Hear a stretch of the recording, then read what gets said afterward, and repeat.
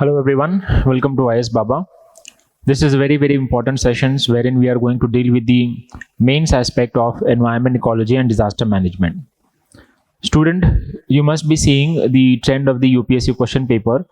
In the recent past, the number of the questions from this area have increased. Earlier it was 2, now at least 4 to 5 questions are being asked, and the same trend may continue. So GS paper 3, wherein there are 20 mains questions. From this 20 mains questions, there used to be 10 mains question on economy and agriculture, and there used to be 2 to 3 questions from disaster management. But now it is seen that from economy and agriculture around 8 questions is being asked, and those 2 extra questions is being asked from the environment and disaster management. With the increasing frequency of the disaster, they are frequently in the news, and UPSC also have an eye over these hazards, disasters and environmental issues. It is therefore very important that we should be doing these from the contemporary perspective. At the same time, the environmental basics, okay, should also be very much clear. The environmental philosophy, okay, then the disaster policy or the environmental policies, all of these should be very clear in order to write a very good answer. Before starting with the topic directly, let us look into the previous year's question paper, and this question paper will give us an idea with respect to in what detail and in what dimension we are going to study this. So if you look into the ecology and disaster, the syllabus given by the UPSC, I hope everyone is aware about that. So the syllabus says, with the ecology and environment, it says the conservation, environmental pollution and degradation, environmental impact assessment. So this syllabus is directly being mentioned. So various conservation policies, conservation efforts taken by the government. Then environmental pollution and degradation. There are various environmental pollutions: soil pollution, water pollution, air pollution, which is ultimately leading to the global warming and the climate change and various other effects. Okay. Along with that, the waste management, the plastic pollution, the electronic waste, okay, all of these are also being asked by the UPSC, and they are also creating a lot of environmental degradation. Environmental impact assessments for any developmental projects, the government have mandated way back in the year 1986 that the environmental impact assessment, what type of impact that developmental project is going to cause, that needs to be taken into consideration before passing any of the project. Ecology and environment have got overlapping with various other topics, like for example in GS1 it will help you in geography, topic given by UPSC, change in the critical geographical features including water bodies and ice caps, and in flora and fauna and the effect of such changes. So here it have got overlapping with the environmental degradation. GS2 में polity, wherein fundamental rights, directive principle, then fundamental duty and concurrent list, all of these have got some interlinking with the environment conservations. If you look into GS3 economics, the developments caused by the economy and the effects of such development, that is the climate change, every year in the economic survey the government come up with the climate change.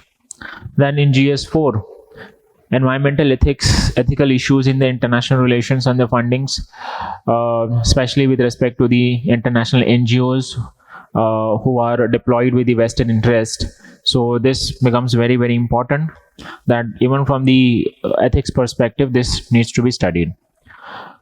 So every topic you take, it have got overlapping with various other topics, and that interrelationship UPSC do ask. With respect to the book list, I hope you must have gone through the NCRTs.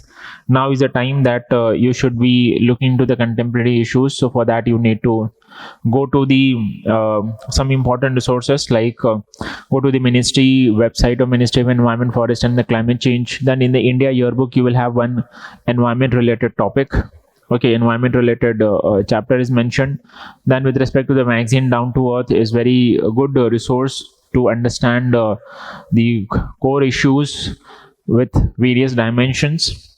Okay, and in the economic survey Every year there is chapter with respect to the sustainable development and the climate change. So it is highly advised that this chapter of the economic survey should not be skipped.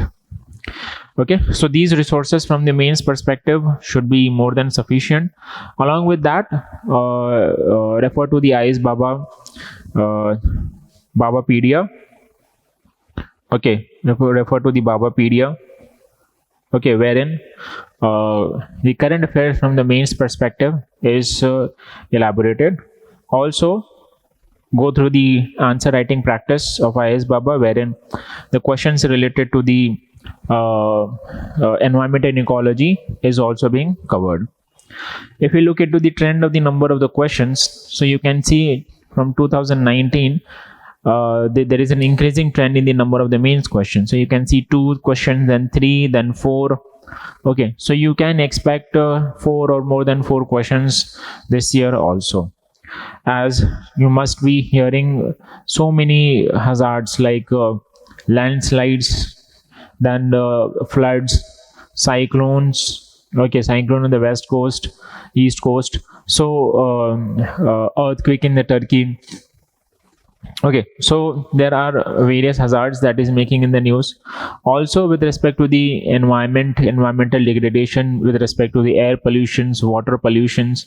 Okay, it is very much in the news. And recently government came up with the e-waste management rule. Okay, so that is also there.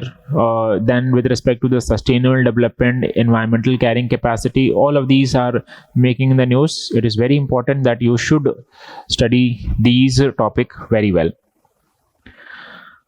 If we look into the number of the questions topic wise, okay, so from the ecosystem there were some questions being asked, but ecosystem is more of a concept or fundamental oriented topic, so you may not expect a lot of questions over here in the recent years. But from the biodiversity, the basic tourism and its impact, you can see some questions are there. Protected area, you can see some questions. Conservation projects, there are good number of the questions. Similarly, the most favorite area of UPSC, that is the pollution, in which general questions, general environmental threats or environmental degradation, there are some questions on that. Deforestation, degradation and conservation, land pollution, e-waste, water pollution, air pollution, and various dimensions of air pollution. You can see ozone hole or the global warming, noise pollution, mining, and the most important one, the climate change. So the questions are there every year, especially with respect to the climate change. You can see there have been around 12 questions. And lastly, the environmental impact assessment, in which environment versus development debate, there are questions. So similarly we will do for the disaster management also, but in this session, in this next few session, I'm going to emphasize on the environment and the ecology and the associated topics with that. Having studied environment and ecology, we will be doing some of the questions also. Okay, so from mains perspective, these many topics should be sufficient enough. What it should be associated with is the current affair. So I hope you got a slight idea with respect to what topic you are going to emphasize. Okay, and since this is a very contemporary topic, so it is very, very important that the current affairs should be the prime focus. Okay, so here we are going to start with some environmental philosophies. Student, before writing any of the topic related to the environment, any answer, any question related to the environment, it is very, very important that you should be knowing the core philosophy of that subject, because a core philosophy deals with the idealism, basically ideal aspects. Okay, so in order to have a better understanding of the environmental issues and the conservations of the same, it is important that you should be knowing some philosophies, some principles of the environment. This will make your answer relatively different from the other students. So principles of the ecology, you shall be applying this principle in writing several mains answers. Similarly, there are principles of the environmental policy, principles of the conservation, okay, then the carrying capacity principle, the limits to growth principle, okay. So there are various principles, and it is very much important that these principles needs to be studied. When these principles are seen in your answers, okay, along with that of the contemporary issues or the examples, then that will make one of the best answer, okay. So here, with respect to the principle, there are 11 principles. The very first principle is the principle of uniformitarianism. Uniform. Okay. So what does this principle says? See, this principle says that any physical or the biological or the geological process or the changes that is taking place today is being taking place since many years, okay, and it will take place in the present also, and it will happen in the future also, okay. So all the physical biological process and the laws which are operating today were also operated throughout the geological time. Means all the changes that is taking place today, these changes were taking place in the past also, and will also operate in the future, although not necessarily in the same intensity as of now. For example, if you take climate change. So the climate change is not necessarily only the anthropogenic aspect. The climate change have also been one of the result of the natural changes, okay. The climate is changing, and the climate change were taking place in the past also. The climate change is going to take place in the future also, okay, not necessarily with the same intensity, but human influence, okay, can vary this change, can accelerate this change, can slow down this change, okay. So this principle is very, very important, that change is a law of the nature, and the change is a continuous process. Change is the only thing which is permanent, okay. Very simple, fundamental. Another principle is unit of the ecological studies. See, in order to understand the ecology, it is very, very important that one should understand the symbiotic interactions between the biotic and the abiotic components. The biotic and the abiotic components and the interactions between them. And this symbiotic relationship between the biotic and abiotic component, where there is transfer of food and energy, okay, where there is transfer of food and energy, this symbiotic relationship is called as ecosystem. And ecosystem is the fundamental unit of the ecological studies. So what is the unit of the ecological studies? It is ecosystem. And what is ecosystem? It is nothing but the symbiotic relationship between the biotic and the abiotic components, where there is a transfer of the food and energy taking place. I hope you must have come across these terms when doing the fundamental and the basics, okay. In fact, there was one prelims question on the ecosystem also with respect to the definition of the ecosystem in 2015. I hope you must have done that question. Another principle is this principle of mutual reaction. The principle of mutual reaction. See, all living organisms and the environment may, there would be biotic, that is living, and abiotic, that is non-living. So in the environment there would be biotic and abiotic components both, and all living organisms and their environment, they mutually react with each other and affect each others in various ways. It can be positive, negative, or the neutral aspect. For example, we depend upon the water, okay, soil, then air, okay, and in turn we also influence these the abiotic components, okay. We interact with the other living organisms, okay, by feeding upon them, by helping each other, okay. So there are interactions that is taking place in the environment, These interactions at times can lead to positive for someone, negative for someone else, or the negative for the first or the positive for someone else, or it can be positive for both, or it can be negative for both, or it can be neutral. Okay, no effect. So there is this principle of mutual interactions, wherein in the environment, living organism interact with the environment, okay, and thereby influence each other. Okay, so environment is impacting the living beings, and living beings also impact the environment. Okay. Okay, so with respect to the adaptations, it is the very important aspects, that how environment is impacting the living organisms. The living organisms will adapt to that environment accordingly. Okay, and the living organisms doing some activities which is impacting the environment in turn. Okay, so both are mutually reactive in nature. The next is very important principle, that is principle of energetic. Okay, so as we all know that energy is the driving force of an ecosystem, and which is the main source, okay, for doing any metabolism, any activity. And the main source of this energy is the solar energy, solar system.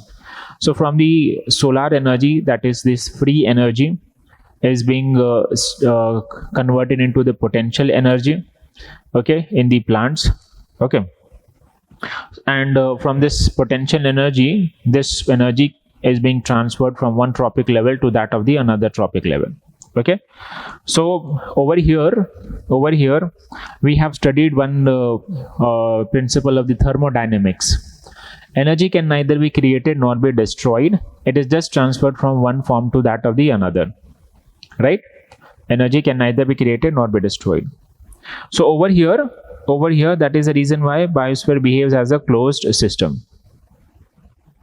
Biosphere behaves as a closed system where there is transfer of the energy. Okay? There is no transfer of the, not of the matter, and the flow of the energy is unidirectional. Okay, it is unidirectional, that is non-cyclic. On the other hand, the flow of the nutrients, you have studied about the nutrient cycle also. Okay, the biogeochemical cycle over there, you must have studied the nutrient cycle also. That is also one of the very important environmental philosophy. So the flow of the nutrient is cyclic. Okay, on the other hand, flow of the energy is non-cyclic, or it is unidirectional, which means that this is the ecological pyramid, wherein there are producers, primary producers, then consumers. Okay, the rest others are consumers, the primary, secondary, tertiary, apex consumers. So the primary producer, they produce the food, they produce the biomass by converting this freely available energy from the sun into that of the potential energy with the help of the photosynthesis. Okay, the sun's energy is converted into the potential energy. Now whatever energy is being created, the same energy will not be transferred to this next tropic level. Why? Because the primary producer, that is the plants also need some of its own energy for growth, for the metabolism, for reproduction. Okay, for the maintenance, when the leaves will fall down, new leaves needs to be created. So for the various activities, for the overall metabolism, the plants will consume some of its own energy. Okay, so in that process 90% energy will be consumed, only 10% of energy will be transferred to the next tropic level. So let us say it have generated 1 lakh joules of energy, 1 lakh joules of energy. So in the next tropic level, how much will be transferred? The 10,000 joules of energy will be transferred. The 90,000 joules will be used by the plants itself. Now whatever is the energy received by this next tropic level, okay, it will also be doing its own metabolism, reproduction, growth, okay, maintenance. And in that process again 90% of energy will be used, and only 10% energy will be transferred to the next tropic level. So it will be transferring only 1000 joules. Okay, subsequently 100 joules, then 10 joules. Okay, so this law is consistent, wherein every time only 10% energy is being transferred from this lower tropic level to that of the higher tropic level. This is the law of 10%. Law of 10%. Now it is unidirectional, that this flow is only in this way. Okay, from lower tropic level to higher tropic level. It is not cyclic. Okay, it is not cyclic. The nutrient cycle, that is cyclic. Okay, so nutrient cycle, we will do that also. Okay, I hope you have understood this. So law of 10% says that there is a loss of energy at each tropic level. 90% is lost, only 10% is being transferred.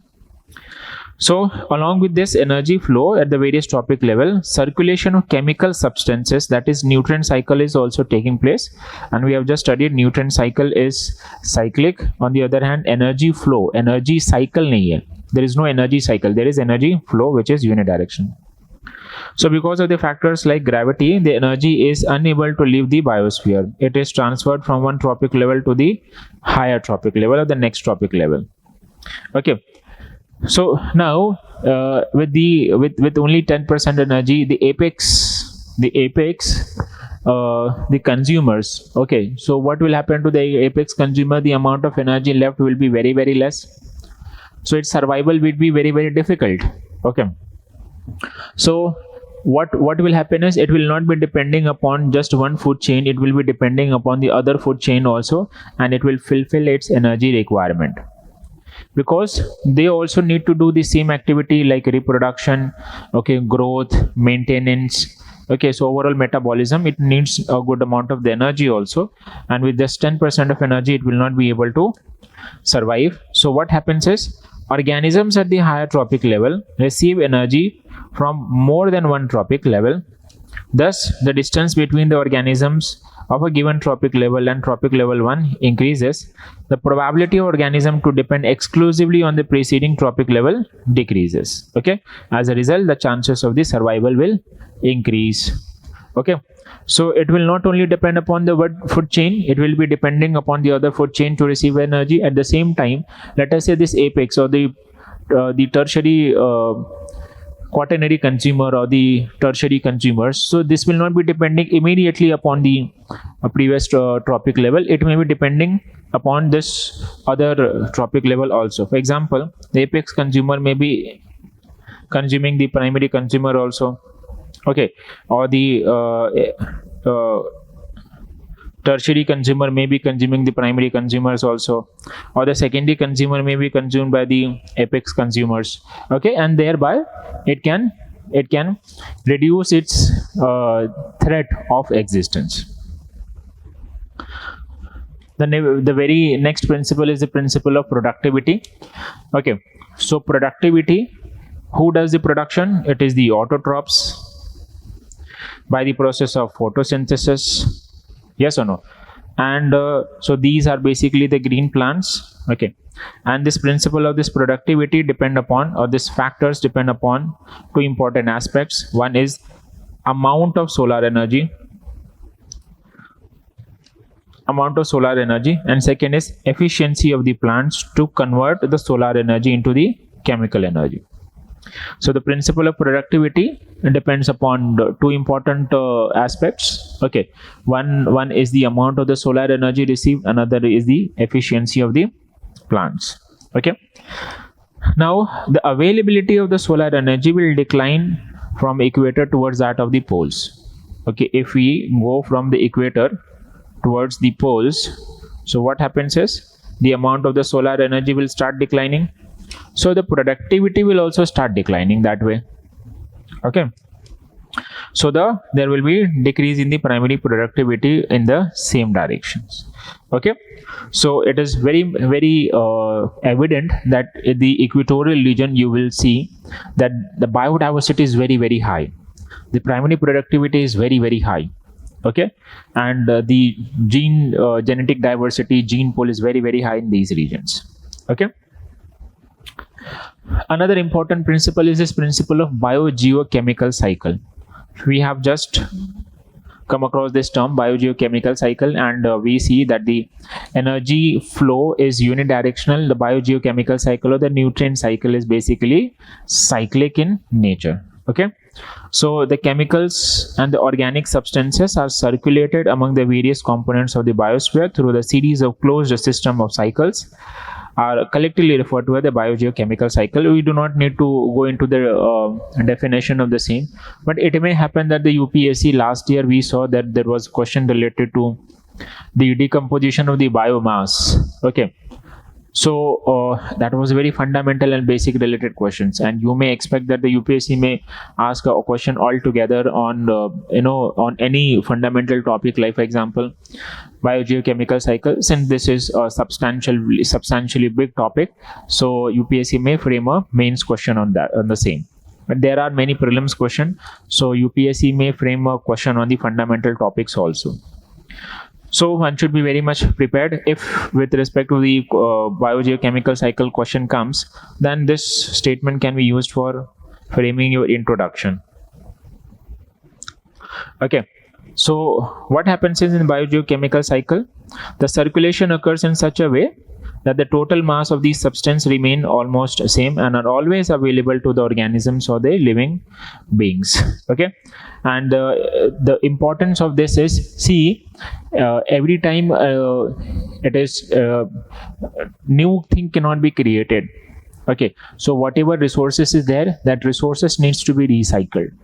Okay, else what will happen, there will be very high amount of the stress on the environment in order to supply the new resources. So the existing resources needs to go through the processing and cycling and to make it available to the next generations. Okay, so the biogeochemical cycles are relatively of three types: gaseous cycle, sedimentary cycle, and hydrological cycle.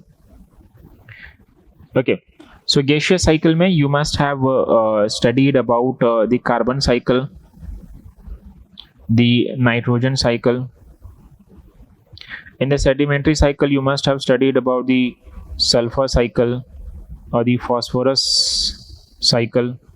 In fact, there were questions in the prelims also. In the hydrological cycle, the water cycle.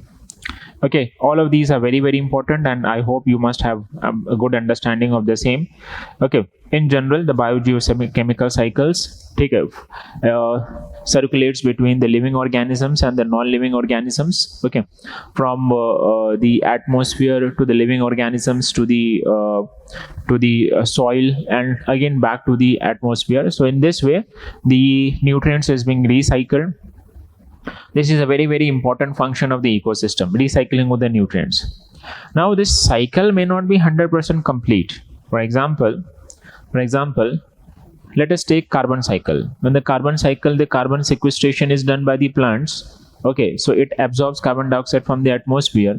When this plants is being consumed 100% by that of the animal, okay, then that carbon which is captured will be transferred to the other living organisms, and when they will die or do the respiration, it will be transferred back into the atmosphere. But that does not happen always, because if the plants will die, okay, the decomposers will act upon it, and the decomposers would release this nutrients back into the soil and the atmosphere.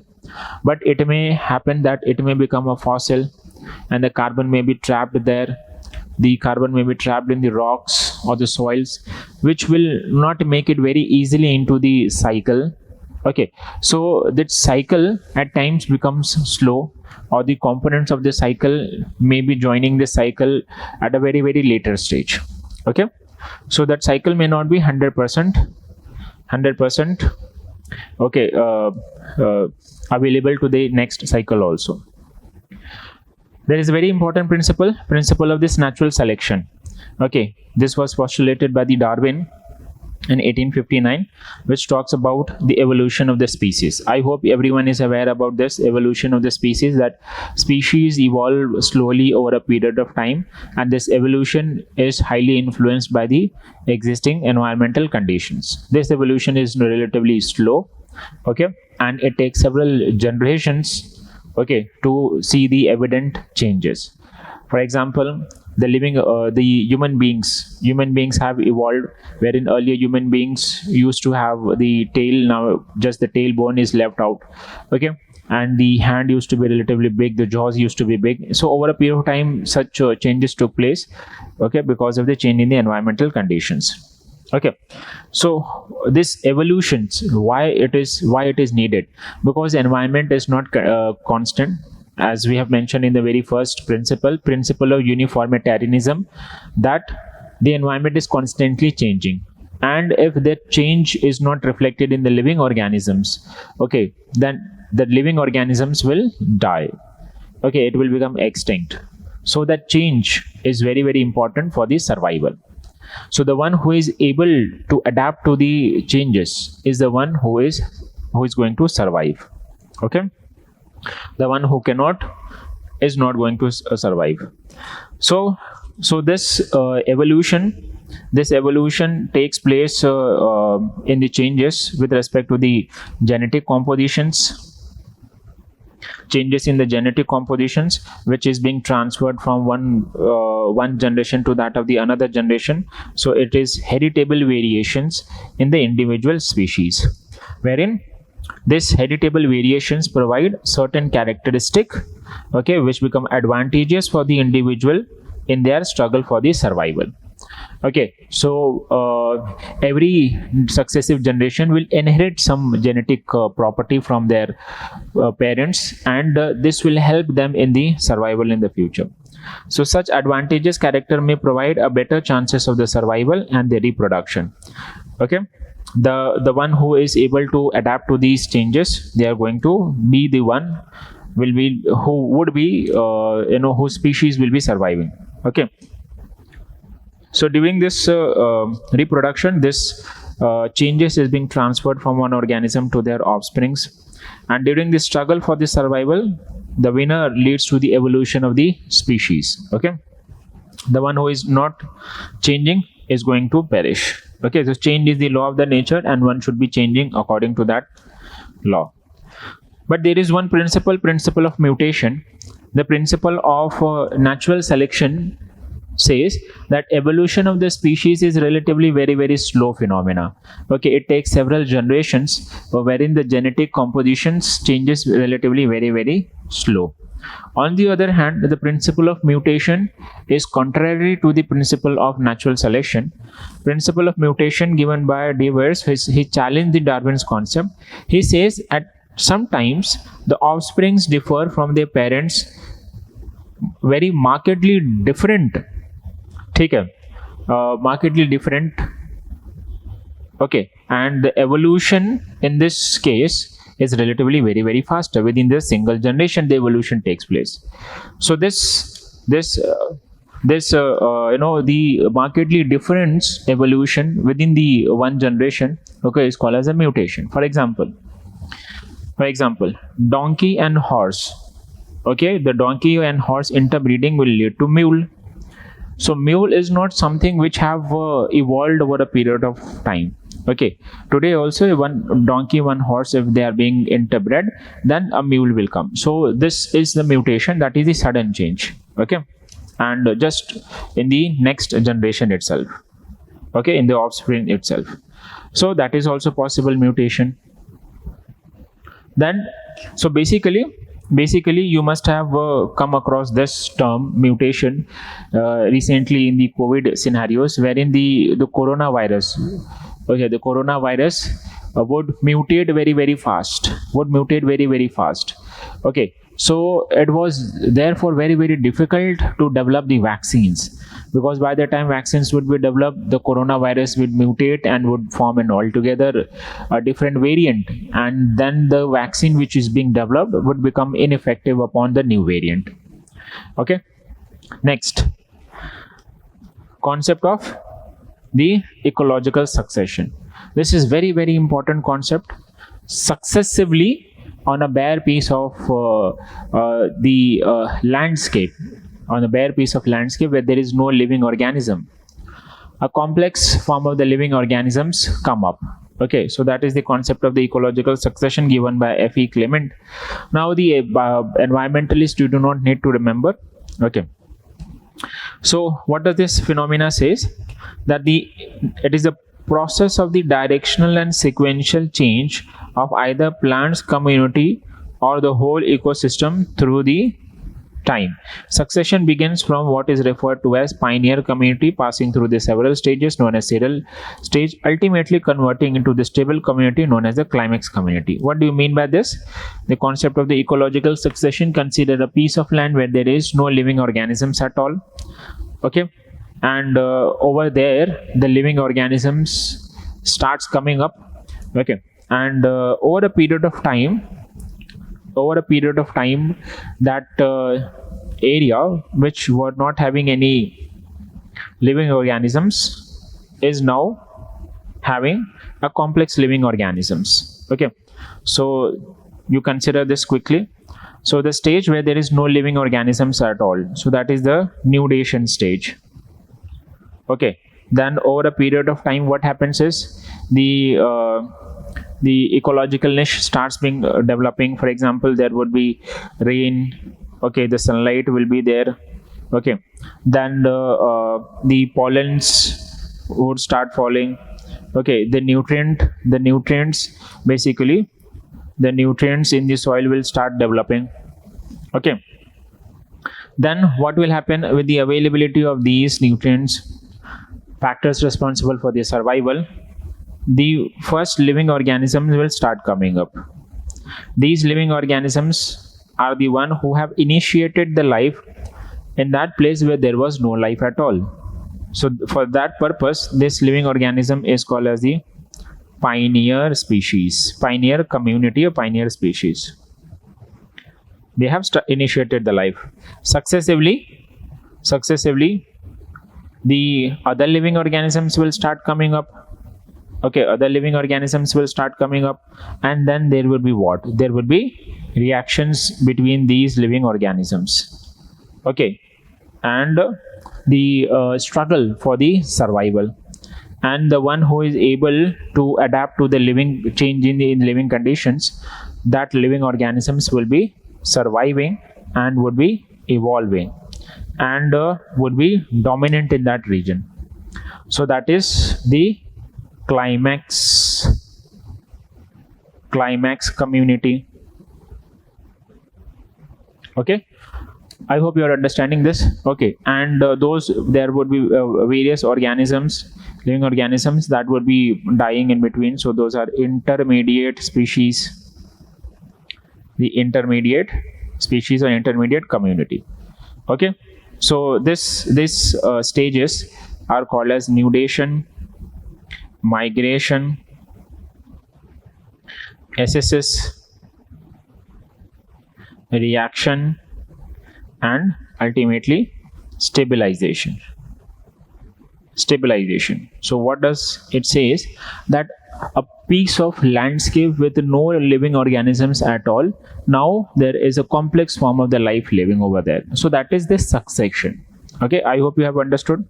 So basically succession is a very, very important principle that over a period of time, in a very orderly manner, okay, with the modification of the physical environment and the development of the stabilized ecosystem, okay, the bare area can have living organisms also. But what may happen, that once that bare area is full of the living organism and the climax community, okay, let us say some environmental threats like hazards have taken place. For example, drought or the forest fire or the flood have taken place. So what will happen? This climax community, they would be dying. Okay, so they will be dying up. Now again, what will happen? Again, this bare piece of area will be there with no life at all. Again, the ecological succession will start. Okay, again the ecological succession will start. That will be the secondary ecological succession, and this would be the primary ecological successions. So ecological successions are of two types, but in certain regions the ecological succession is very, very difficult. Okay, so today if you cut down the forest and you will leave that, okay, over a period of time a new forest may develop after a few decades.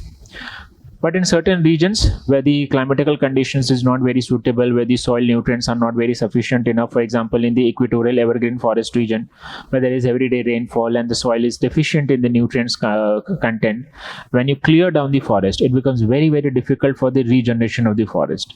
So deciduous forest or the temperate forest may regrow, but equatorial evergreen forest, it is very, very difficult for the secondary ecological succession. I hope you're getting this. Okay. So these are the several stages that we have just come across: nudation, SSS, nudation, migration, SSS, reaction, and the stabilization. Okay, so just go through this once.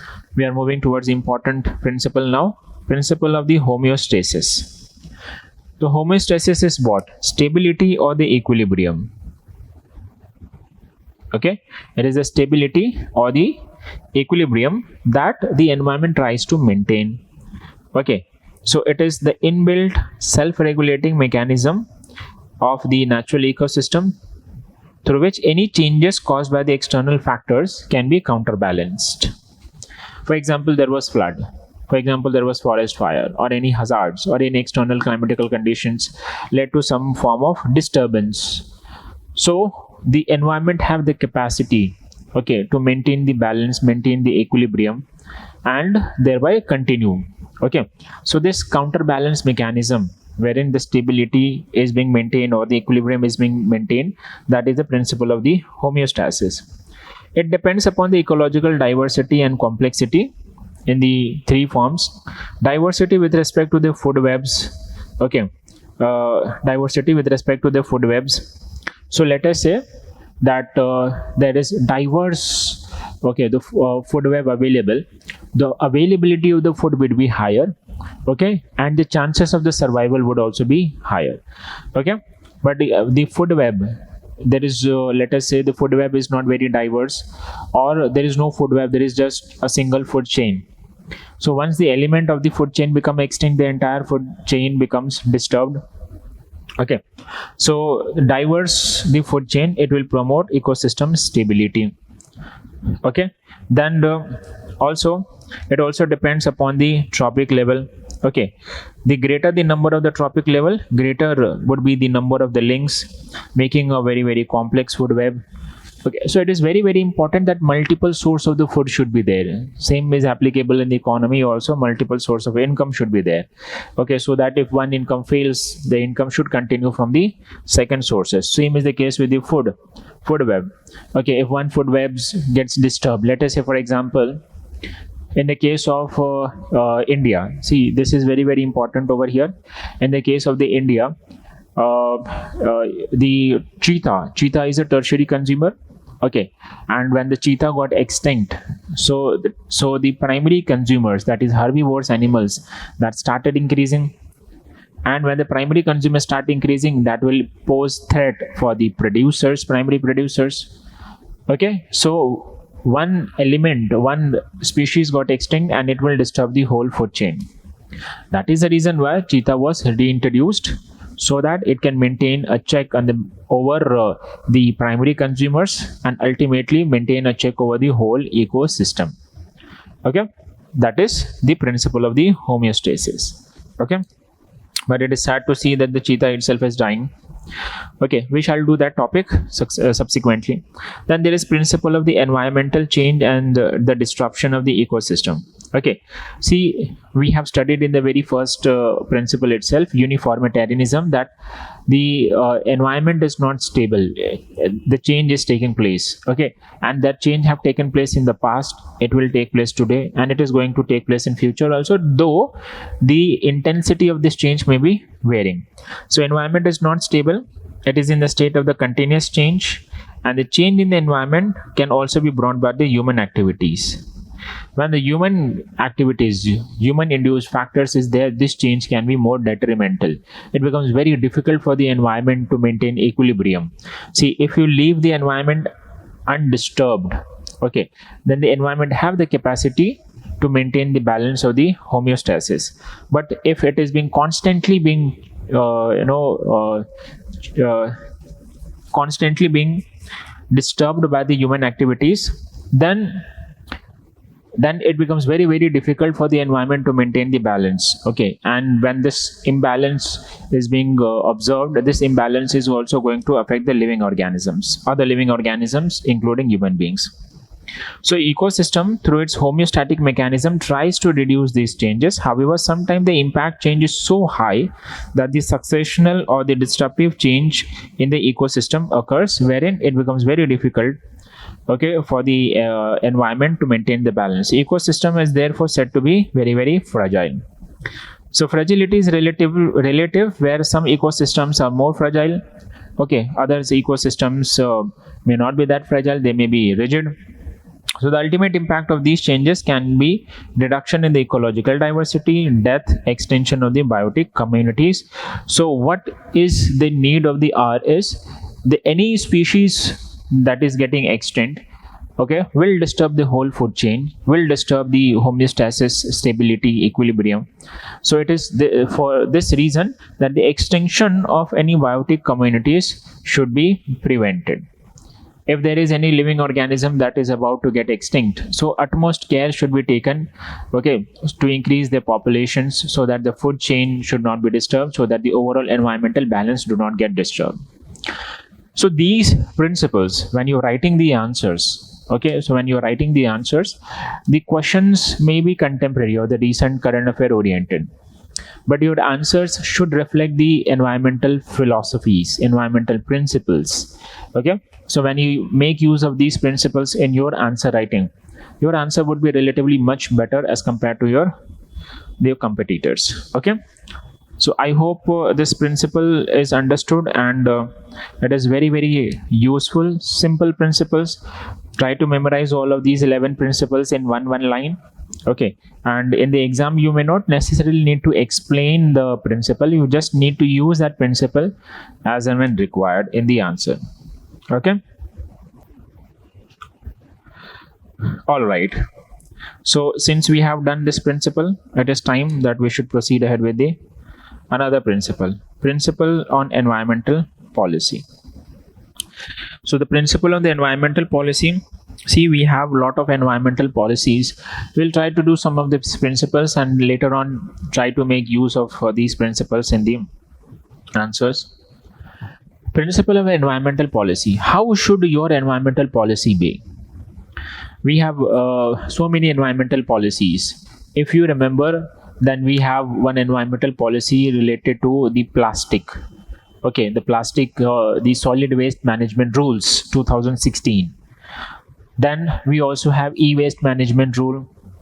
We have this plastic waste management recently being notified by the government. Okay, wherein the one who is polluting will be responsible for the environmental pollution and should be compensating. So that is the polluters pay principle. So your policy should have this principle that the one who is polluting should be held responsible for that pollution by making them compensate, so that that fund or the compensation that is being received can be utilized back in the conservation of the environment. So that is the polluters pay principle. Okay, likewise there are various other principles. So environmental principles or environmental policy should be based upon these 6 major principles. These are the principles of sustainability, that is environmental protection principles, principles of sustainability, polluter pay principles, okay, then precautionary principles. On the other hand, social principles like participation, people should be participating. See, indigenous people have, the local people, they have better idea with respect to living with the environment, how to conserve that environment. So it is very important that the people participation should be there while formulating the policy. Equity principles, the one who is affected, okay, should be compensated. Okay, and the one who is more vulnerable needs more care. That is equity principle. Then human rights principle. Okay, every living organisms had the right to life. When there is no clean environment, when the air is polluted, how can you ensure the right to life? Okay, so environmental policy is based upon these 6 major principles. Let us quickly scan through these principles. One is the The very first one is the sustainability principles. Sustainability. See, this principle of sustainability is tied to the idea of the ecological carrying capacity. Some of these terms like carrying capacity, limits to growth, sustainable development, we are going to elaborate in the subsequent topics and study over here. See, environment have the certain carrying capacity. Means what? The environment produces. Okay, environment, very important function is they produce resources, and the human beings, they consume that resources. But the rate at which the production is being done, okay, the rate at which the production is being done, so human beings, when consuming these resources, when they are also of the same rate, then it will not cause much threat to the environment. But when the demand from the human being is more and the supply from the environment would be relatively less, so you are breaching the carrying capacity. When human population growth is very, very high, when the degradation of the environment is very high, so environment maintains the balance, and they have their certain capacity to maintain the balance, equilibrium. And when that capacity is breached by external factors, okay, so in that sense various hazards take place. Okay, so what does this principle says? That sustainability should be the utmost important aspects. Limits to growth.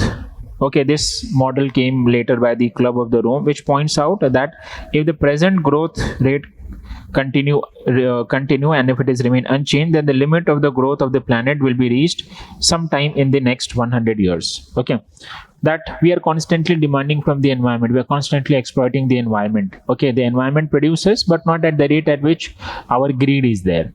Okay, so that is what it says. If we continue with the demand, okay, then in next 100 years that limit will be reached, and it will be disturbing the whole the ecosystem environment. But the economist of the developed world, the capitalist of the developed world, okay, they criticize this idea of the limits to growth, because capitalism promotes consumerism. The capitalism promotes consumerism. This was a question that was asked in 2020 in your Indian Society GS paper 1. Okay, the consumerism culture. So because capitalism is derived by profit, they are profit oriented. So profit will happen when there is more production, okay, and more consumption. So on one hand, technological developments to increase the production rate, okay, and the cheap labor availability to decrease the production cost, and on the other hand, branding or marketing in order to increase the consumerism. So basically, more the consumerism culture, more will be the exploitation of the resources, okay, and the rate at which the environment is going to produce, we will be breaching that rate. Okay, so that will lead to various hazards. Okay, so when this concept had come, it had disturbed the Western intellectuals, because most of those were capitalist oriented, and the economists had criticized this concept. As such, this concept is very, very true. Okay, then in the 60s and the 70s, the idea centered around the non-growth versus the economic growth. Okay, the environmentalist, okay, pointed out the principal defect of the industrial way of the life and found that it was not sustainable. So there was a debate, environmentalist versus industrialist. Industrialists always were exploitative in the nature, environmentalists were conservative in nature. Okay, industrialists say the economy would be solving the environmental problems, and the environmentalist would say that the economy would be leading to the environmental degradation. Okay, so the economic growth school had argued that essentiality of the economic growth, which was seen as a vital aspect to reduce the gap between the individual societies and countries, was necessary to reduce the poverty. So what does they would say, economic growth school would say, that when there is economic growth, it will be reducing the poverty. When there is less poverty, there will be less environmental degradation. That was their argument. And environmentalists would say what? That it will lead to more poverty and more environmental degradation. Okay, that have happened also. You take the case of the capitalism. capitalism, the environmental degradation is very, very high. Okay. Then in the 80s, 1986, the Brundtland report or a Common Future came out with this concept of the sustainable development, wherein it defined what is sustainable development. Okay, it says that it tries to maintain a balance between the development and conservation of the environment. It is neither too much environmentalist nor too much development oriented. It says that development that meets the need, point to be focused, need of the present without compromising the ability of the future generation to meet their own needs is the sustainable development. So what is sustainable development? It is the development. So it is not anti-development. Okay, it says development that meets the need of the present without compromising the need of the future generation, that is sustainable. Okay, so so the important result of this Brundtland report was develop public opinion and debate which focused on the issues of what kind of growth is needed. Okay, what kind of growth was needed. So this is the principle of the sustainability. The principle of the sustainability was emphasized time and again. Okay, in the 86, the principle of sustainable development came. Then in the year 1992, in the United Nations Convention on the Environment and Development. So over there, the sustainable development principle was adopted.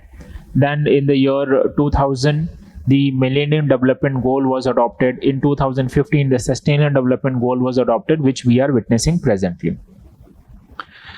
So polluters pay principle, as we have already emphasized that in the policy, okay, this clause should be there, that who is going to pay? It is the polluter who is going to pay. So according to this principle, a company or enterprise or an individual has to either pay to prevent the pollution or pay for the damage that it causes. Okay. So the government can ensure this polluter pay. How it can ensure? By regulating what the polluter is able to discharge, by charging the polluters taxes and levies. Okay, for example, if we take carbon cess. So when you buy petrol, okay, and when you would see the bill, you would see that there is a special cess called as the carbon cess. Okay, it is a form of the tax that is basically the polluter, the one who will be burning that petrol, okay, is going to release the carbon into the atmosphere, is going to harm the atmosphere. Okay, so in order to compensate for that, the polluter is going to pay this carbon cess and making the polluters liable for the damage that they cause. So who is polluter? It is the one who is directly or indirectly damage the environment. Okay, and the polluter can also be the one who might cause pollution in the future. Okay, the polluter is also one who might cause pollution in the future. What is pollution? It is the introduction of some unwanted unnecessary things resulting into the harmful effects into the environment, that is the pollution. Okay, so the polluter pay principle, okay, was never supposed to be the way for the polluters to pay to be allowed to pollute. Means what? See, when you are paying this carbon cess, so it is basically a kind of penalty upon you. Okay, it is kind of being penalty upon you. It do not give you the permission to continue to pollute. Okay, so what have happened in the recent past is that the perspective with respect to the polluter pay principle that have changed. Objective was to make the polluter, okay, to make the polluter pay for the pollution. Okay, to make the polluter pay for the pollution and to reduce the pollution basically. Okay, thereby reduce the pollution. But what have happened? Okay, what have happened is the polluter pay and then they pollute. Okay, so that is what it is saying, that polluter principle was never supposed to be the way for the polluters to pay to be allowed to pollute, but it is a way to get the polluter both limit the pollution and bear the cost of the measures taken to that end. Okay, that was the core objective, but this over a period of time have changed. The changes in the concept of the polluter pay principle had taken place. Okay, so let us look into these changes. Initially, the polluter pay principle was applied to the causes of pollution, prevention and the control. Okay, later on from this 90s, the principle made it clear that pollution should be seen with respect to the damage caused to the environment. Okay, the pollution should be seen with respect to the damage that it is causing to the environment, and not according to whether they are contradictory to the government law or not. So if there is a governmental law with respect to some environmental policy, okay, and if there is a industrial company that is releasing some effluents into the environment, okay, and if that is violating the governmental law, that industry would have to pay for that pollution. But that effluent that is being released out, if that is not harmful to the environment, then it is not necessary to pay. So the polluter pay principle, that it is what it is saying, that it should not be in accordance with the governmental law. Rather, it should be in accordance with that of the how much loss it is causing to the environment.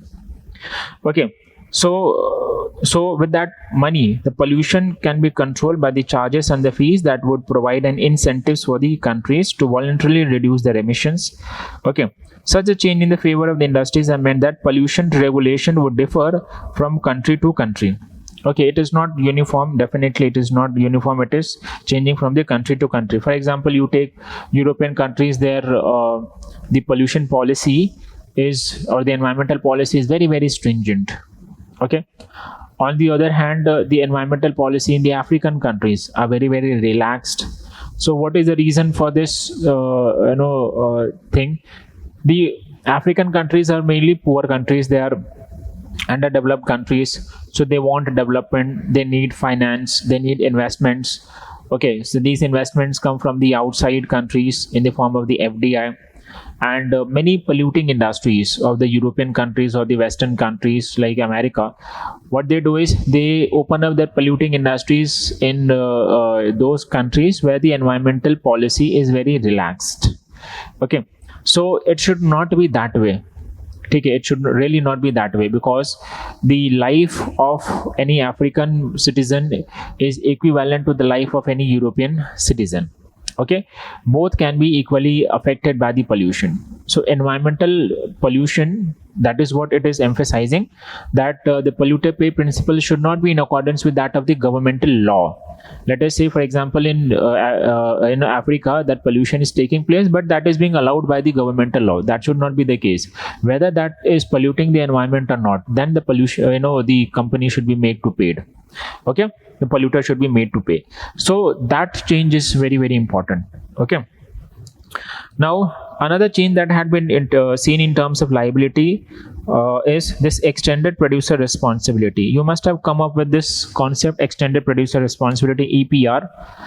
That this is usually evident in the case of the electronic products. For example, you buy a mobile phone. The mobile phone over a period of time will become non-functional. Okay, then it will become a waste. And in that mobile phone, there are various electronic equipments. Okay, that will lead to various environmental degradation. So that is the e-waste, electronic waste. So who were responsible for that pollution? Whether it was the consumer who consumed and left it into the environment, or was it also the responsibility of the producer of that mobile phone? So basically it is the and when one needs to recycle that electronic waste, so the consumer, how will the consumer recycle it? It do not have necessary skills, do not have necessary equipments, don't even need to recycle. Okay, so the technology of recycling of the electronic waste is in the hand of the producers, big companies. They can recycle, they can use it into the new products. Okay, so basically it is the responsibility of producer to retrieve back its waste. Okay, but to retrieve back the waste, there is a need of expenses. You need a proper mechanism, you need labor, manpower, you need capital to retrieve back.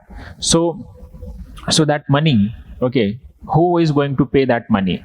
So it is the consumer who is going to pay that money. So if the mobile is costing 10,000 rupees, okay, then it will be costing 11,000 rupees. That extra 1,000 rupee will be to retrieve the mobile when it will become an e-waste. Who is going to retrieve that? Whose responsibility? It is a responsibility of the producer. Who is going to pay for that? The payment is going to be taken from the consumer. So I hope you're understanding this concept of extended producer responsibility. This is now being applicable in the case of the plastic waste also. This is the current affair. Okay. So earlier it was in the electronic waste in the case of the India e-waste management rule. Now this is also extended to the plastic waste. So this is important. Precautionary principle: when you are aware, okay, that a possible pollution is going to take place, so it is better that prevention should be done.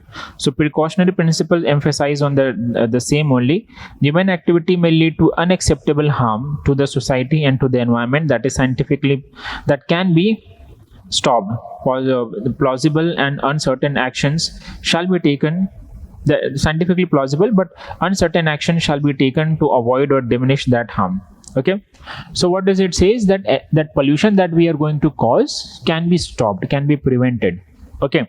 So that prevention is based upon the scientific principles and the analysis, and uncertainty may apply to casualties or the bounds of the possible harms. So basically what does it say is, why not to prevent the pollution from being happening in the beforehand itself.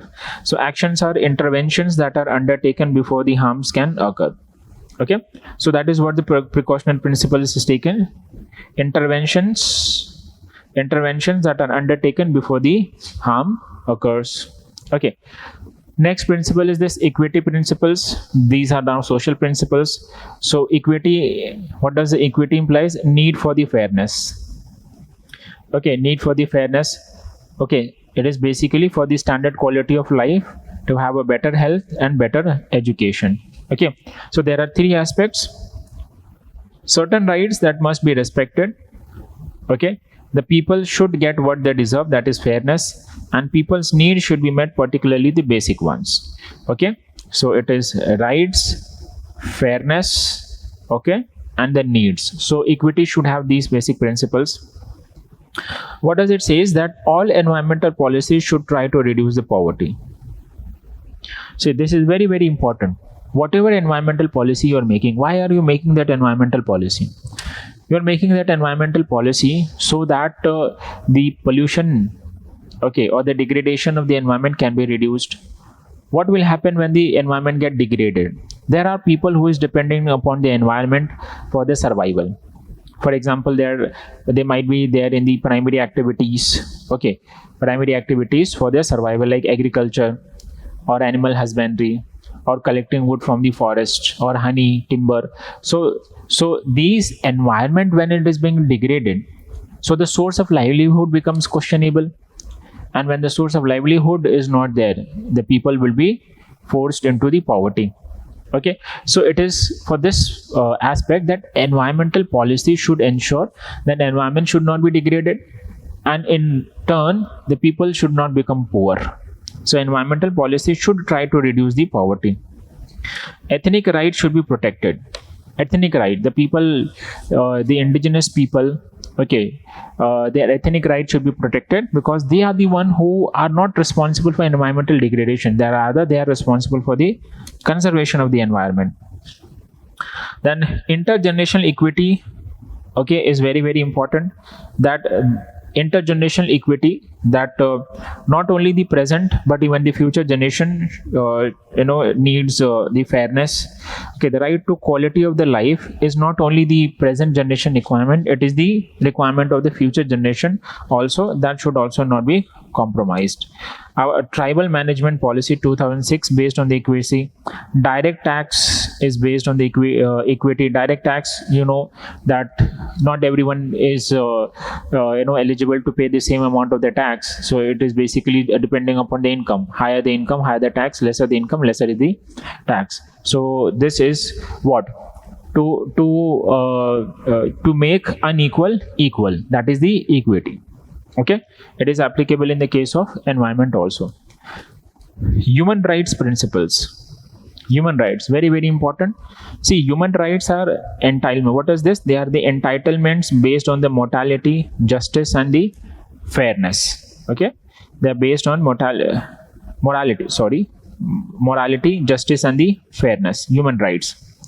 For example, right to life, right to liberty, health, well-being, all of these are the human rights. And how will you ensure a right to life? How will you ensure right to life? Only when you have clean environment, clean water, clean air, okay, then only the right to life will be ensured. So United Nations Environment Program asserted that the human rights cannot be secured in the degraded or the polluted environment, okay. And article number 21 of the constitution also talks about the right to life as a fundamental right, and the various supreme court judgment have ensured that the right to have a clean environment, right to have a clean environment is also the fundamental right, okay. So it is very very important for the government to ensure that the environment is clean, and it is important for the citizens as a fundamental duty to ensure that they do not degrade the environment, that they conserve the environment, okay. I hope you are understanding this, okay. This was also UPSC mains question. I think it was asked in 2015 with respect to burning of the crackers during the Diwali, okay, and with respect to the fundamental rights to have a clean environment, okay. So you can just refer to that question once, okay. So the fundamental right of the life is threatened by the soil degradation, deforestation, exposure to the toxic chemicals, hazardous waste, certainly, and environmental conditions. Environmental conditions help to determine the extent to which the people will enjoy the basic rights of their life: health, adequate food, housing, traditional livelihood, and the culture.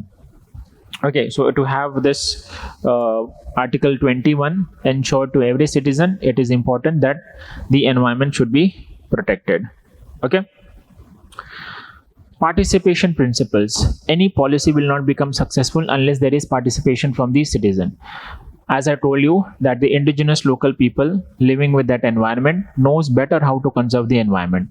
So it is very very important that participation should be the aspect of the environmental policies, okay. The right of the individual citizens and the group, okay, to participate in the shaping the decisions and policies can that that affects them. Environmental policy is best handled by the participation of the all concerned citizens at the relevant level, okay. So I hope these simple principles were understood to you, and while writing the answers, all of these principles related to the environmental policies should be reflected. So environmental protection principle talks about principle of sustainability, polluter pay principle, precautionary principle, and social principle talks about the participation, human principles, equity, and the human right principles, okay. So having done this, it will be easy for you that any question related to the environmental policies, there are various questions that you must have come across, you can answer those questions very easily, okay. Now having done that, it is time that we should be focusing on another important topic, that is the sustainable development, okay. So with respect to the sustainable development, UPSC have asked questions in the past also. Sustainable development goal, like everyone is familiar with, okay. So sustainable development, what does it says? That it is development without compromising the need of the future generation, that even the future generation should sustain. You should not exploit the nature to an extent that future is not able to survive, okay. So need should be met, okay. And Mahatma Gandhi had said that the earth have sufficient resources to fulfill everyone's need, but not everyone's greed, okay. So such quote can be written in the answers, that will be very very helpful, especially in the case of this sustainable development. So what does the sustainable development defines? It says the development that meets the need of the present without compromising the ability of the future generation to meet their own needs, okay. So Brundtland Commission, okay, 1986 came out with this report, Our Common Future, and over there they came up with this definition of this sustainable development. So what does this talks about? It talks about the concerted efforts towards building an inclusive, sustainable, and resilient future for the people and planet. What are the core elements of sustainable development? Economic growth, social inclusion. See, the every country, every nation, every community, every region have the right to develop. Okay, there will be certain environmental exploitations in that, but exploitation should not be that very harmful, or the future generation should be able to sustain or to live. So economic growth should be there. Okay, social inclusion, the one who is going to get affected, okay, should be included, and there should be an element of the environmental protection as well. Okay, because once these are being harmonized, okay, sustainability can be ensured. Sustainable economic growth or achieving sustainable livelihood, living in the harmony with the nature and appropriate technology are important for the sustainable development. So okay, traditional knowledge, okay, traditional knowledge along with that of the scientific knowledge, along with that of the technology, both can collectively lead to the sustainable development. Okay, in 1987, Brundtland Commission came up with the definition of sustainable development. 1992, UNCED, United Nations Convention on Environment and Development, led to the adoption of the sustainable development as one of the core principles, or the 5 principles that it had adopted. In the year 2000, okay, the Millennium Development Goal was adopted. 2015, a Sustainable Development Goal was adopted. Okay, and that is what we are following, Sustainable Development Goal. So the Sustainable Development Goal, it was realized that Millennium Development Goal, which had a target of 15 years, so 2000 said 2015, that was the target basically. And in this target year, several social, political, economic, environmental, okay, so several multi-dimensional goal was set. But by 2012, it was realized that those goals are not going to be met by the end of 2015. So in 2012 itself, it was decided in the United Nations Conference on Sustainable Development in Rio de Janeiro in Brazil, okay, that we are going to come up with the sustainable development goals. Okay, that will be somewhat in the lines of the Millennium Development Goal, and that will be target for 2030. So another next 15 years target was being set. Again, it was multi-dimensional, okay, multi-sectoral. So whenever you come up with any kind of policy, okay, it should be multi-dimensional, multi-sectoral. The objective was to produce a set of universal goals that meets the need of environmental, political, economic challenges that the world is facing. So these are the bold commitments to finish the Millennium Development Goals that was started way back in the year 2000. Sustainable Development Goal have 17 goals and 169 targets set by the United Nations in 2015 to be achieved by 2030. That is the reason why it is also called as the 2030 Agenda. Now, so all the 17 goals are interconnected to each other, because success of one goal will motivate the success for the other goals. For example, when you deal with the climate change, okay, when you deal with the climate change, you will also be conserving the fragile natural resources. Okay, when you deal with the gender equality, okay, or better health, it will lead to the eradication of the poverty. Okay, when you deal with the gender equality, okay, gender equality, or you take over here the goal number 10, reduced inequalities. When the inequalities are being reduced, poverty can be reduced. When the better health is being maintained, poverty can be reduced, because people will not be spending more money upon that of the maintenance of the health. When there is peace and the inclusive societies, it will reduce the inequalities, okay, and it will help in the economic prosperity. So basically, one goal is associated with that of the other goal. One goal is achieved, other goal can also be motivated to be achieved. So sustainable development goal, there are basically 17 goals, okay, and 169 targets. It is very, very important that you memorize all of them. For example, the first one, no poverty, zero hunger, good health and well-being, quality education, then gender equality, clean water and sanitation, affordable and clean energy, okay, decent work and economic growth, industries, innovation and infrastructure, reduce inequality, sustainable cities, responsible consumption and production. Okay, that is what it is, the this concept, responsible consumption and production, climate actions, life below water, life on land, peace, justice and strong institution, and partnership for the goals. So overall, these have some social goals, some political goals, some economic goals, some environmental goals. Okay, so overall, collectively, it is a multi-sectoral, multi-dimensional goals. What is India's effort in achieving the sustainable development goal with respect to the poverty? No poverty. We have this Mahatma Gandhi National Rural Employment Guarantee Act, Manrega, in which an assured job or assured income through job is being given. Zero hunger. Zero hunger. We have this National Food Security Act passed in 2013. Okay, which ensures that subsidized food grains are available to at least two-thirds of the Indian citizens. Clean water and sanitations. In the year 2015, we came up with the Swachh Bharat mission, Swachh Bharat Abhiyan.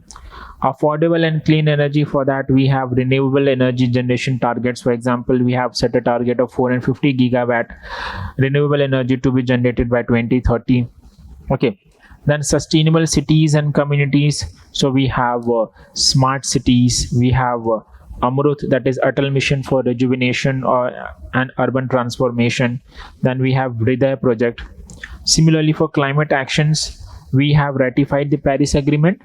Okay, and we have committed to this reducing this greenhouse gas through this NDC, nationally determined contributions, and we have also upgraded this contribution NDCs recently, so we'll see that also later.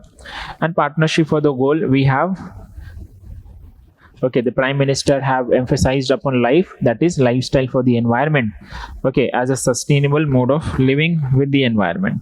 Okay, so basically India have put in a lot of efforts on all of these goals. What are the success? Okay, what are the success of this goal that is reflected in the Sustainable Development Goal Report 2022? UPSC may ask question as the Sustainable Development Goal Report have been recently being published.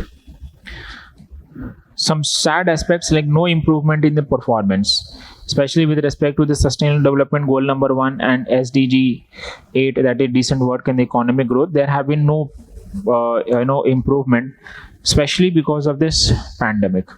Okay, especially because of the pandemic, the economic growth could not take place much, and many people were forced into the poverty. So you see, the problem in one goal will lead to the problem will be reflected into the other. When the one goal is being achieved, that will motivate to achieve the other goal also. Okay, that is interlinked basically. So when there is economic growth, there will be reduced poverty. When there is economic economic opportunity is not available, poverty will also be on rise. Then there was some slow progress on the climate and the biodiversity. Okay, especially during the lockdown when the industries were being closed. Okay, so after this lockdown, after the ease of this lockdown, many of the industries started running their industries with the full capacities. Okay, that again led to the pollution, rise in pollution. There is rise in the greenhouse gases. Rise in the greenhouse gases 14%, over a decade. Okay, now Paris Agreement, what does it say? That we should be reducing this carbon to 43% by 2030 and net zero by 2050. Okay, we need to become a net zero emitter of the carbon by 2050, but you see there is a rise in the greenhouse gas. So that how will we achieve the Paris target? Then pandemic as a threat. The pandemic itself had become one of the severe most threat, and because of that the entire sustainable development goal had disturbed.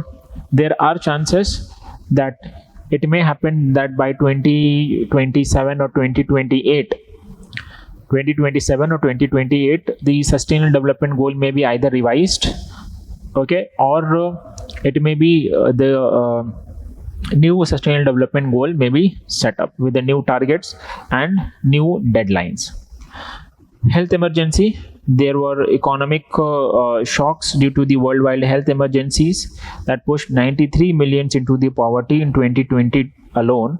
Okay, so basically, economic shock led to the this health emergencies. So pandemic led to the health emergencies. Health emergencies led to the economic shocks that led to the poverty. So overall, this is the entire vicious cycle that had taken. Then lowering of the global economic growth, the pandemic and the Russia-Ukraine war had led to the lowering of the global economic growth projected by 0.9 percent point. So basically, there was a rise in the food and the fuel price that you can see in the case of the India also. Then there were hampering of the global supplies, so definitely that will lead to the inflation. And the rolling of the financial market, it is a rolling financial market. So basically, you must have seen the stock markets, okay, crashing at various countries because of these two issues. Sustainable development goal report do not show much good picture about this, the efforts taken by the government. But overall, if we need to have a balance in the answer, you should also be having the counter arguments with respect to SDG criticism. That Millennium Development Goal, okay, though the target was not achieved, but it led to decline in the poverty. Safe drinking water and sanitation were provided. Mental health had improved to a greater extent. Sustainable Development Goal followed the same footsteps, thereby reducing the maternal mortality rate, reducing the poverty, okay, enhancing the people's health, raise awareness about the infectious and the communicable diseases, okay.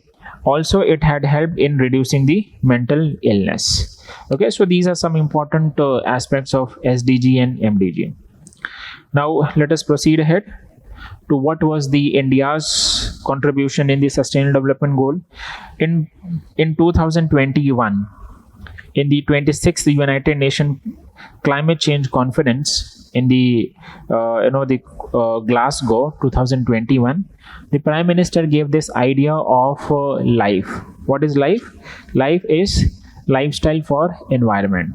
It is lifestyle for environment. So what does it emphasize is to promote the environmentally conscious lifestyle that focus on mindful and deliberate utilization instead of mindless and wasteful consumptions. Okay, so on one hand we are talking about mindful and deliberate utilization. What the capitalist would be antithetical to such kind of the concept. The capitalist promote mindless and wasteful consumption. Okay, you buy any mobile, the next day new version of that mobile will come. You buy a car, next day new version of that car will come. Okay, be it food, be it clothing, or be it electronic equipments, be it the housing equipments, okay, or be it the any emotions like the tourism, okay, the recreation is also being sold, the peace of mind is also being sold, the love is also being sold. Are you understanding this? So that is the the data, internet data, that is also being sold. So all are being used in a mindless manner. Okay, whether you need or not. Okay, the capitalists are not worried about that. They're worried about the profit. Profit will happen when the production and the consumption is very high. But to antithetical to that is the idea of mindful and deliberate utilization. So with the launch of this mission, the prevalent use and dispose economy to be governed, which was governed by mindless and destructive consumption, will be replaced by the circular economy defined by the conscious and deliberate consumptions. Okay, so reuse, recycle.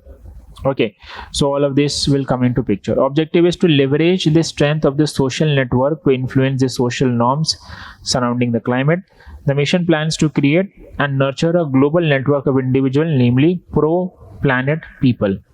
Okay, so it will have a shared commitment to adopt and promote environmentally friendly lifestyles. Okay. Mission seeks to create an ecosystem that will reinforce and enable environmental friendly behaviors to be self-sustainable. So these are just broader objectives. They are not being quantified. One of the challenges, they are not being quantified. They are just the broader objectives. These looks very good to say. It looks very good to hear, but the adoption of this sustainable the lifestyles, the lifestyle for the environment.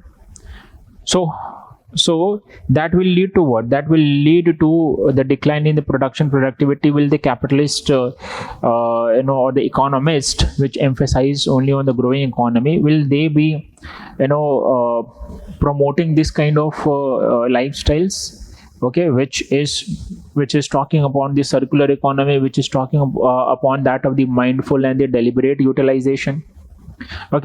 Certainly not. But still what needs to be done is the change in the demand first should come, that instead of let us say changing the mobile every time, we should reuse the mobile. If there is any damage, we should repair it and reuse it. Then instead of demanding for the heavy vehicles with very poor efficiency, we should demand with those vehicles which is environment friendly. So when the demand changes, there will be change in the supply, and ultimately there will be the change in the policy. So benefit of the mission is it will tackle the environmental degradation, it will help India achieve the climate goal and sustainable development, it will help to change individual and community behavior. The steps that have been taken by the government in this path, which was already being taken in the past also, that is Swachh Bharat mission, Govardhan scheme, Ujjwala scheme, ban on the single use of the plastics, right to repair. Yes, very very important, right to repair. See, there are many companies which produces a certain goods, but when that good becomes non-functional, you need a spare parts also. So usually these companies do not release the spare parts. So what will happen? That goods will become non-functional. If there is a small spare part replacement, and if that becomes functional, then it should be done.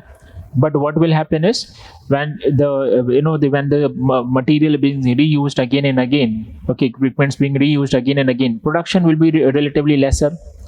The company feel that they would be facing the loss, so for that purpose they usually do not release the spare parts.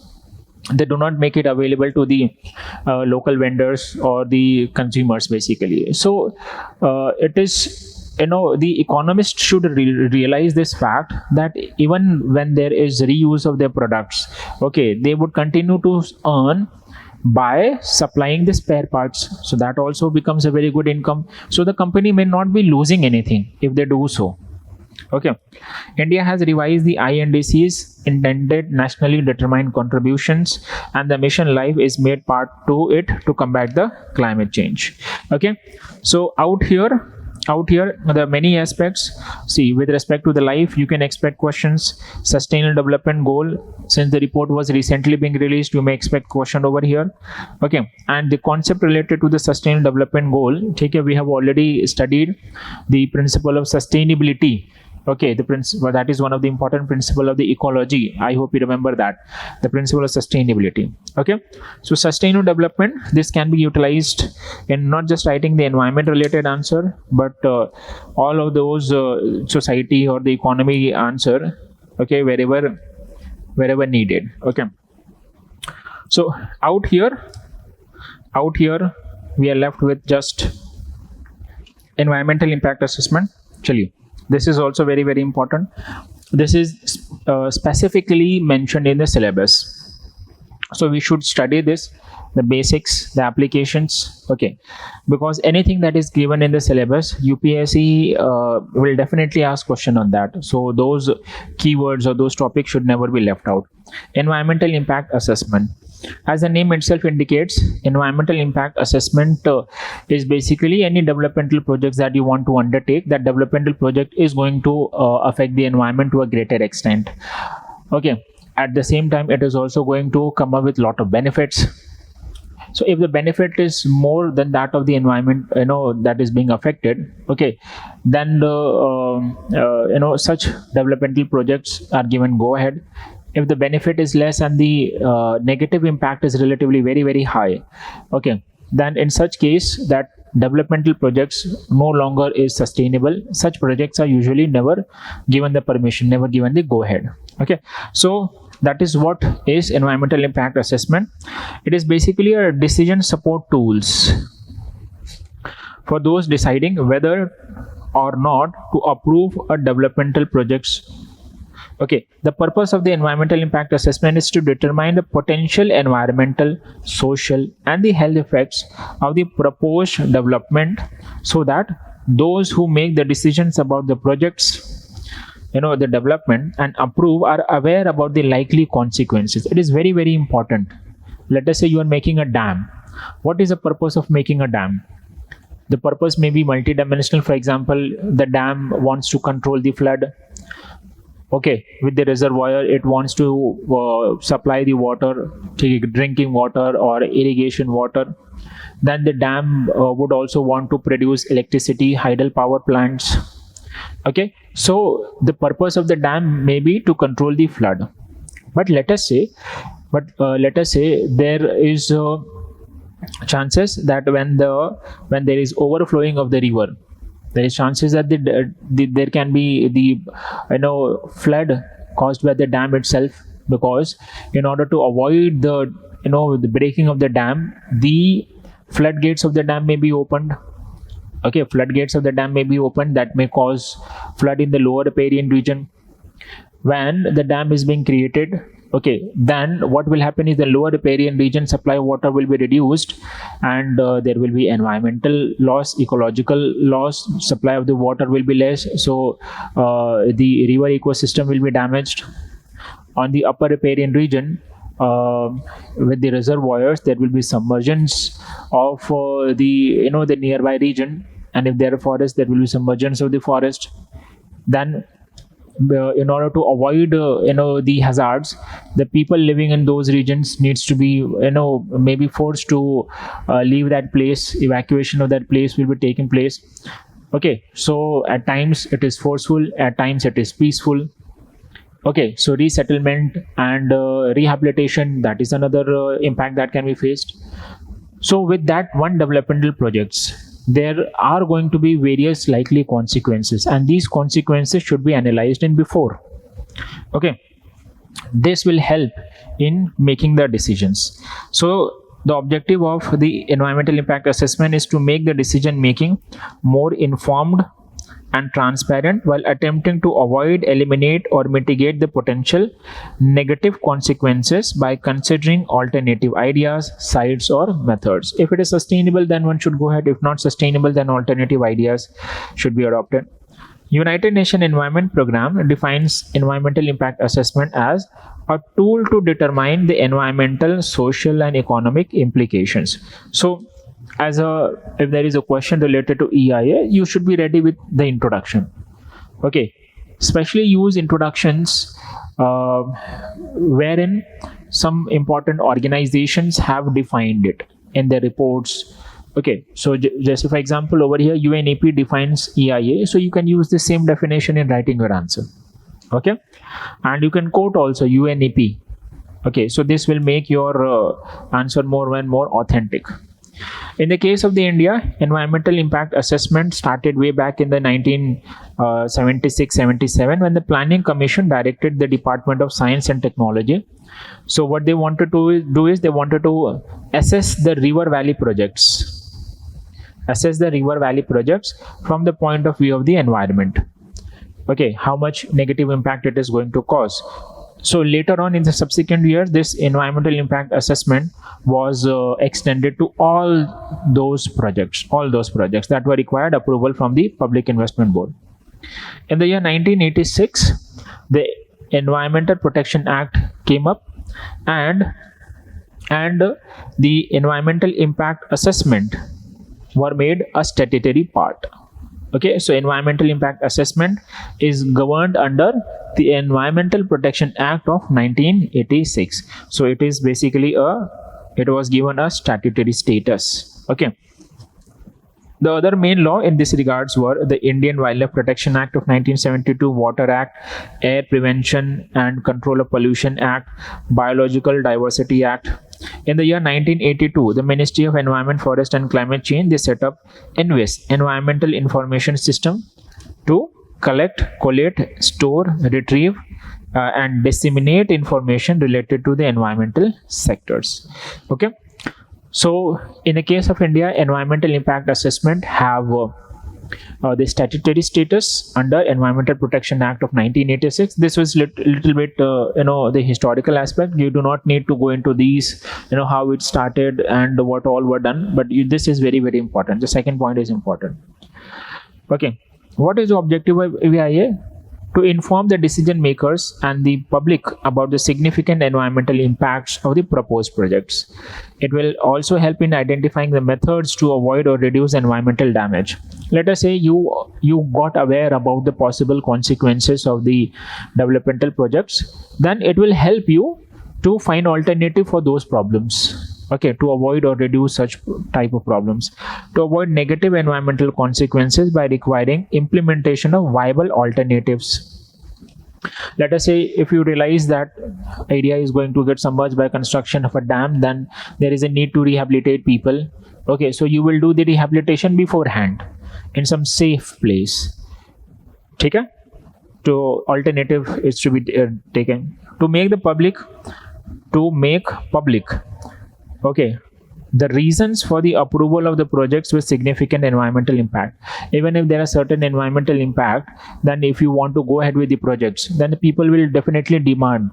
If there were environmental negative impacts, what was the reason to go ahead with the projects? Then you can certainly come up with the reasons. Okay, wherein the benefits, the economic benefits or the social benefits of such development projects were very, very important, and it is going to positively impact many people. In that case, the environmental impact assessment was being taken. The negative consequences were also being taken into consideration, and so and so are the alternatives or the solutions for those negative consequences. So overall, it is going to be the win-win situations, okay, with little environmental impact. So you should be in the position to answer this to the people. Okay, so this how this will come? This will come with the environmental impact assessment. To improve the interagency coordination, it will also help to increase the public participation. Need for AIA is, see, every anthropogenic activity has an effect on the environment. Certainly. Okay, so one reason is you should be knowing about that negative impact. So secondly, the goal of the environmental impact assessment is to what? To provide information to the decision maker about issues that may arise as a result of the decisions. Okay, as a result of the decisions, so that alternative decisions can be taken. Okay, and alternative solutions can be ready up with. EIA must result in decision making based on the inputted information, including potentiality significant factors. It must benefit both proponents as well as the citizens. Okay, so EIA is very, very useful. You can see in the case of the EIA cycle how this takes place is, at the very first stage, screening of the project is being done, and then whether environmental impact assessment is needed or whether it is not needed. If it is a very, very small project where the negative consequences is very negligible, then environmental impact assessment may not even be required. But certain projects which required EIA assessment is required, then scope of that project, then the negative consequences or the impact of that project, then what can be the solution, mitigation, and the impact management. Okay, ultimately the environmental impact assessment report will be prepared. It will be reviewed. Review mein even public even the citizen who are impacted, they can also do the the review of the same, and ultimately the decision will be made whether to approve the project or not to approve the project. If not approved, then what can be done is, if the project is very very important, then redesigning and resubmitting and again passing through the same flow. If it is being approved, then implementation and follow-ups. Okay, and this information from this process contributes to the effective future environmental impact assessment. So basically, environmental impact assessments have got this flow. Okay, if the question comes directly on the environmental impact assessment, you can quickly make this flow chart. In the case of the India, the environmental impact assessment 2006 notification came up with the environmental clearance projects. Okay, were basically classified into two categories, A category and B category. Okay, for this, impact assessment agency and expert appraisal committee would evaluate category A projects. So these are relatively bigger projects, and category B projects will be informed by the state level. For this, the state level expert appraisal committee and state level environmental impact assessment authority will be established. Okay, then EIA cycle had 4 stages: screening, scoping, public hearing, and appraisals. Okay, so in the case of case A projects, okay, case A projects are relatively very very big projects. Definitely they are going to have negative environmental consequences. Okay, so they might not go through the screening projects, they will be definitely going through this environmental impact assessment. They have to go through it. On the other hand, project B categories are classified into two, B1 and B2. So B1 is relatively bigger one, so that would also require EIA. B2, they do not require EIA. So in this way, category B2 projects are not subject to the full EIA procedures, although category A projects and category B1 projects needs to do so. Okay, so now the thing is, there were certain components, there were certain challenges and certain issues. Those were later on amended, but that amendment came with more number of the criticisms. What are the components of the EIA? Air environment. First, to identify the impact zone, to identify the current state of the ambient air quality. Then site-specific meteorological data like wind speed, direction, humidity that needs to be collected.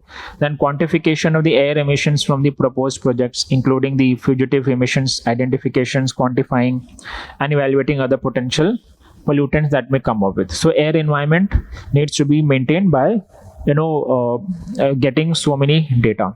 Noise environment, with respect to the noise, monitoring the current noise level, okay, in the impact zone, as well as forecasting future noise level.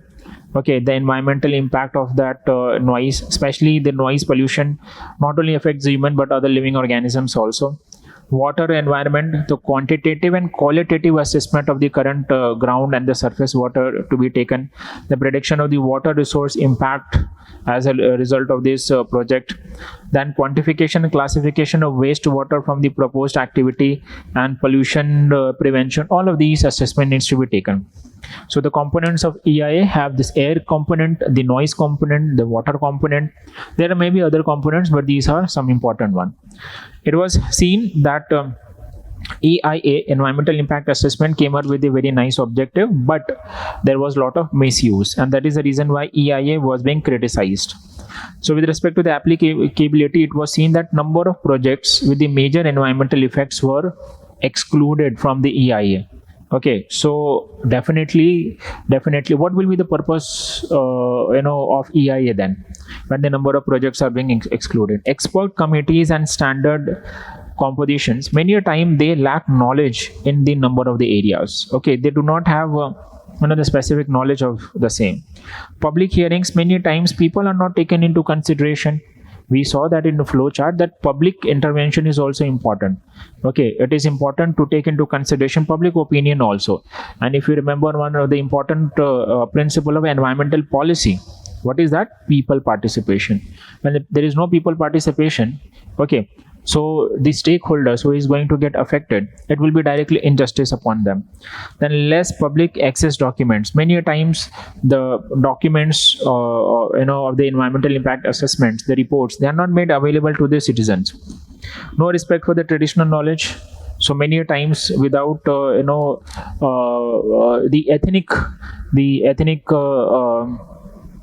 traditional values, the belief systems, they are being violated many a times. So environmental impact assessment was criticized in that sense. But in the year 2020, when the new notification of EIA came, it led to much wider criticism, wherein public consultations, which was a major issues in the environmental impact assessments earlier, so that consultations were reduced maximum to 40 days. So between 20 to 40 days, the public needs to submit the any negative consequences that if they are facing up. So this will there is a chances that it will speed up the process of the environmental impact assessment. But 20 to 40 days, okay, 20 to 40 days, now it is earlier it was 30 days, it was reduced to 20 days. Okay, so what will happen is the people who are living in the tribal areas, okay, they will have very less time. Okay, so with a very less time for the tribal and the forest dwellers who are not even aware about the technical details. So how will they file any kind of complaint, or any kind of, how will they come up with the issues? They are not even aware what is going to happen. Only after the development project has been done, and when they will be facing the negative consequences, then only they will be realizing. Okay, so such a less amount of time is not giving appropriate time to the one who is going to get affected. They are more discretionary power to the government. Okay, the government is going to get more discretionary power. Okay, to declare economically sensitive areas or strategic tag. So many a times the environmental impact assessment will be is bypassed without public hearing. Okay, saying that a project site is economically sensitive area, or saying that the project is having strategic importance, so such will not be under the scrutiny of the public hearing. Okay, so there is chances that there can be misuse of this clause, especially for the political and economic reasons. Then post facto project clearance. Okay, let us say you need to develop some project, so environmental impact assessment is needed. But now the thing is, you develop the project, and after that environmental impact assessment will be taken. So the fundamental principles of the environmental jurisprudence, okay, that will be violated. Okay, so there is no value of the environmental impact assessment now. An extended period of the environmental clearance from that of the 30 to 50 years. If a project is being developed, then after every 30 years, that needs to take environmental clearance. Okay, it should not be the net emitter or the polluter. Okay, but now that is being extended from 30 years to 50 years. It means for 50 years they will continue to do the pollution. After 50 years there will be an assessment whether they are polluting or not. Okay, then the baseline data, no need to cover all the reasons, all the seasons in the year. See, there might be the industries which is having varying degree of the pollution from season to season. So basically all the season needs to be taken into considerations. But over here what does it says? No need to cover all the seasons in a year. Okay, this may make the environmental impact assessment less reliable and not even reveal the full impact of the environmental impact assessment. Okay, let us say in one season, let us say in summer season, the pollution is not that much, but the pollution becomes very, very severe in the winter season. So what it says, do not cover all the season. Okay, so if the summer season environmental impact assessment is taken, okay, it will show a good picture, where the real picture will come up in the winter.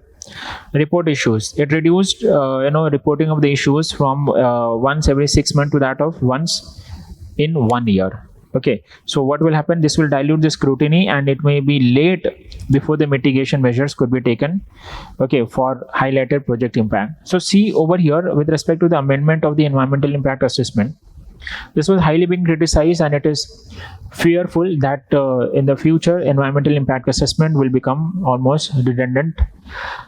What can be the way forward? Applicability, all projects that are anticipated of having environmental impact needs to be covered under environmental impact assessment. Public hearing, That is very, very important principles of the environmental policy, that public participation should be then. Shift in the focus. Conservation of the natural resources must be the primary goal. Okay, conservation of natural resources. Why? Because it is a source of livelihood for many people, and when the source of livelihood is not being conserved, what it will lead to? It will lead to poverty. Okay, it will lead to poverty. So conservation of natural resource should be the primary focus.